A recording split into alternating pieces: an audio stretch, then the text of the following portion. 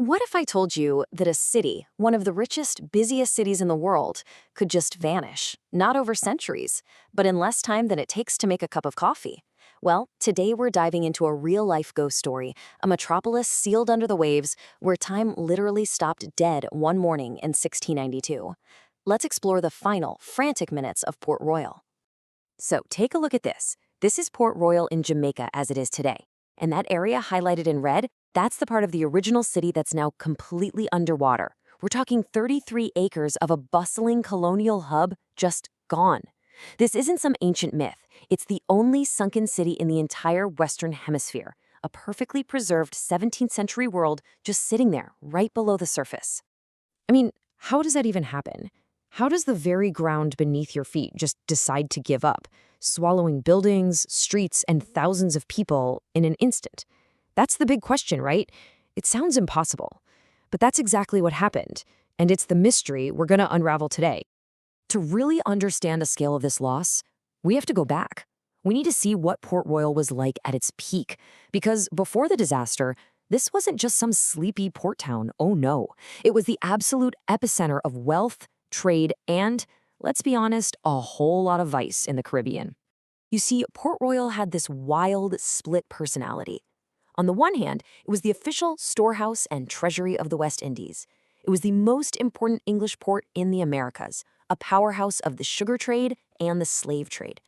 But on the other hand, it had a much more famous nickname, the wickedest city on earth. It was a notorious playground for pirates and privateers. Guys like the legendary Sir Henry Morgan used it as a home base to raid Spanish ships, and all that stolen loot flowed right back into the city's taverns and shops. And when we say wealth, we mean staggering wealth. Just listen to this quote from a visitor in 1682. He's saying there was more cash flowing through Port Royal than through London. And that's not just hype. Unlike other colonies that had to barter with things like sugar, Port Royal was literally swimming in coin, gold and silver plundered from Spanish galleons. The city was so rich, it was said that 1 out of every 4 buildings was either a bar or a brothel. And don't picture some ramshackle frontier town. No, this was a proper city. You had nearly 7,000 people crammed onto a tiny 51-acre spit of land. We're talking about 2,000 buildings, many of them impressive multi-story brick houses, which was a huge sign of prosperity back then.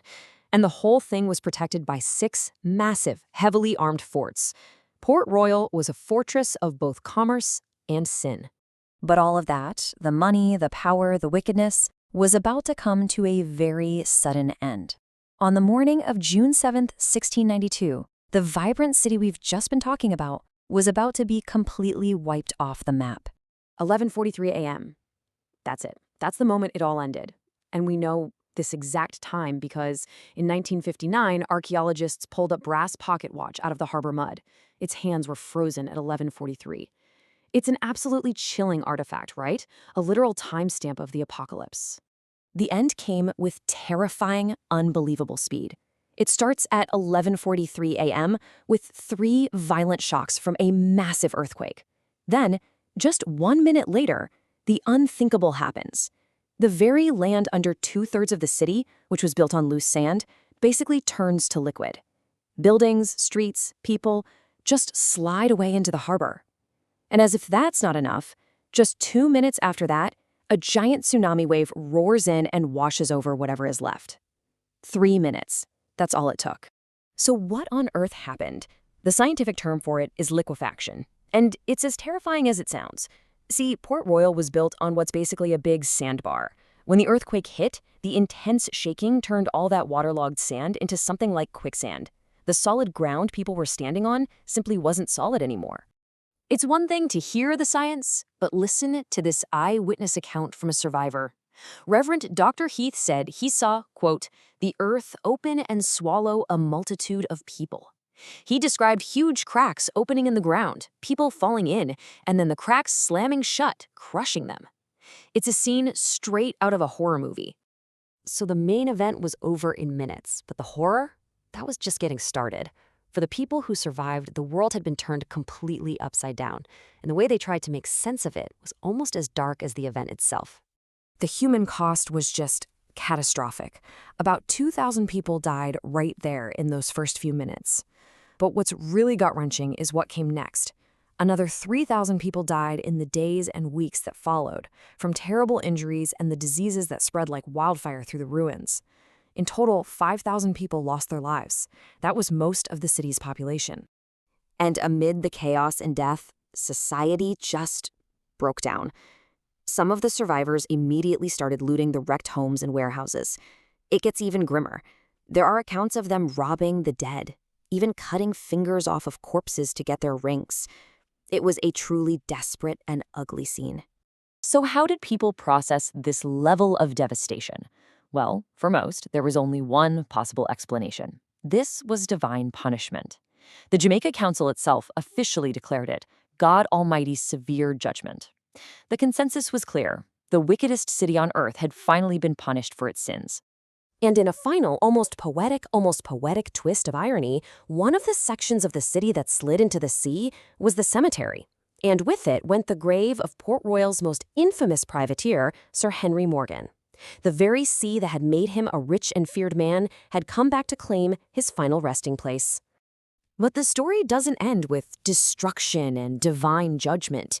In a strange and fascinating way, the very disaster that wiped Port Royal off the map also preserved it, creating one of the most incredible historical sites in the world. Here's the thing. Because so much of the city sank so quickly into the soft, oxygen-poor mud of the harbor, it was instantly sealed off from the elements. The result is what archaeologists call an underwater Pompeii. The disaster effectively flash froze a perfect, undisturbed moment of daily life from 1692. This slide just captures it perfectly.